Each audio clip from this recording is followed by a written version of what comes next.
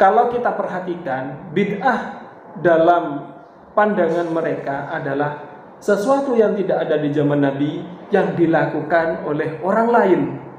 Maaf ya, saya sedang membantah pendapat seorang ustadz masalahnya. Maka kalau dikatakan misalnya maulid Nabi ada zaman Nabi? Nggak ada. Zaman sahabat? Nggak ada. Zaman tabi'in? Nggak ada. Zaman sekarang? Ada. Sama dengan bid'ah. Betul. Assalamualaikum warahmatullahi wabarakatuh. Bismillahirrahmanirrahim. Ustadz Badrus di masa Nabi tidak ada, di masa sahabat tidak ada, di masa tabi'in tidak ada. Jadi Ustadz Badrus ini bid'ah. Seperti itu kalau kita mengikuti pemahaman Pak Badrus tentang masalah bid'ah. Tapi seperti biasa mereka suka ngeles. Dikatakan bahwa yang dikehendaki bid'ah adalah bid'ah dalam agama. Kalau urusan dunia bukan bid'ah. Mau dikatakan bid'ah tidak apa-apa, tapi bid'ah secara bahasa. Itu menurut mereka. Ya sebenarnya kalau kita mau kejar lebih jauh, Pak Badrus ini bisa dikatakan bid'ah. Karena Pak Badrus ini kan manusia, memiliki ilmu. Ilmu itu kan urusan akhirat, urusan agama. Jadi Pak Badrus adalah wasilah untuk murid-muridnya mendapatkan ilmu. Jadi wasilah lil wasail hukmul maqasid. Wasilah itu memiliki hukum seperti halnya maqasidnya. Muridnya ingin mencari ilmu, ilmu adalah agama.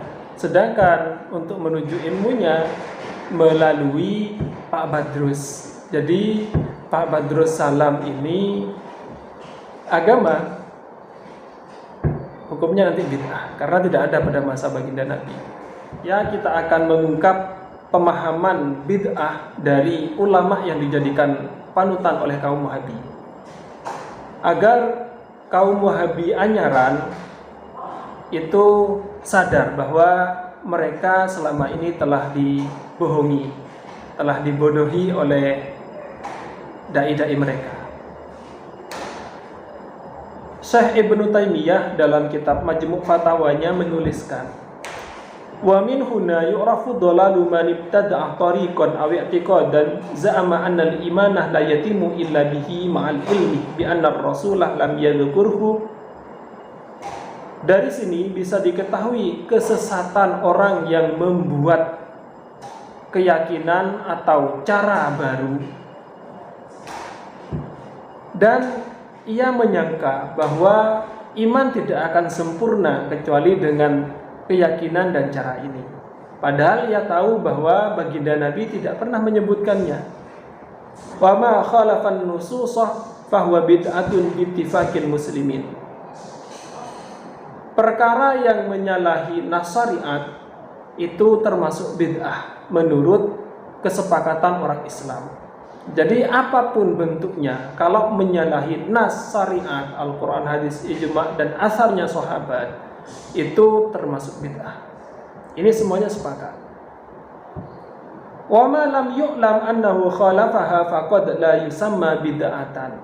Sedangkan perkara yang tidak menyalahi atau tidak diketahui bahwa perkara tersebut menyalahi nas, maka terkadang sesuatu tersebut tidak termasuk bid'ah.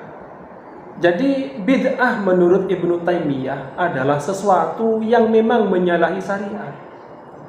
Sedangkan sesuatu yang baru kalau tidak menyalahi syariat, ya tidak termasuk bid'ah.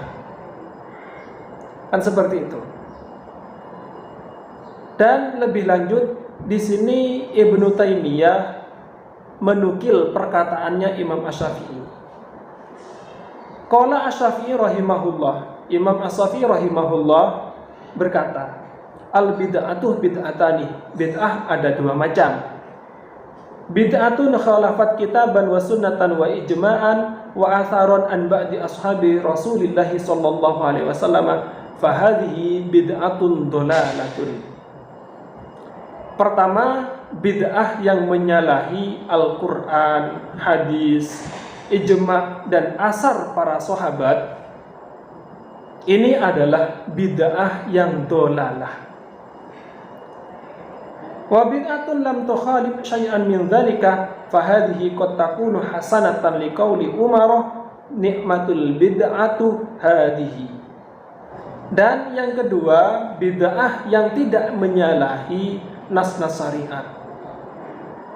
Ini hasanah, bid'ah hasanah. Karena ada dawuhnya Sayyidina Umar, ni'matil bid'atu hadhihi. Dan asar ini diriwayatkan oleh Imam Al-Baihaqi dengan isnad, dengan sanad yang sahih. Jadi Syekh Ibnu Taimiyah, walaupun beliau tidak membagi secara terang-terangan tentang masalah bid'ah, namun beliau mengakui bahwa ada sesuatu yang baru tidak dikatakan bid'ah. Ini kan jauh berbeda dengan pemahaman Wahabi Indonesia. Kalau kita perhatikan, bid'ah dalam pandangan mereka adalah sesuatu yang tidak ada di zaman Nabi yang dilakukan oleh orang lain. Baru itu namanya bid'ah. Tapi kalau mereka sendiri yang mengatakan itu bukan bid'ah. Satu contoh. Dulu pernah ada perayaan Haul Utsaimin. Ini kan aneh. Orang lain merayakan Haul, mereka lantang mengatakan itu bid'ah, sesat, dolalah, neraka. Namun giliran mereka sendiri yang melakukan, mereka bingkem. Ini kan sungguh tanda-tanda ketidakwarasan.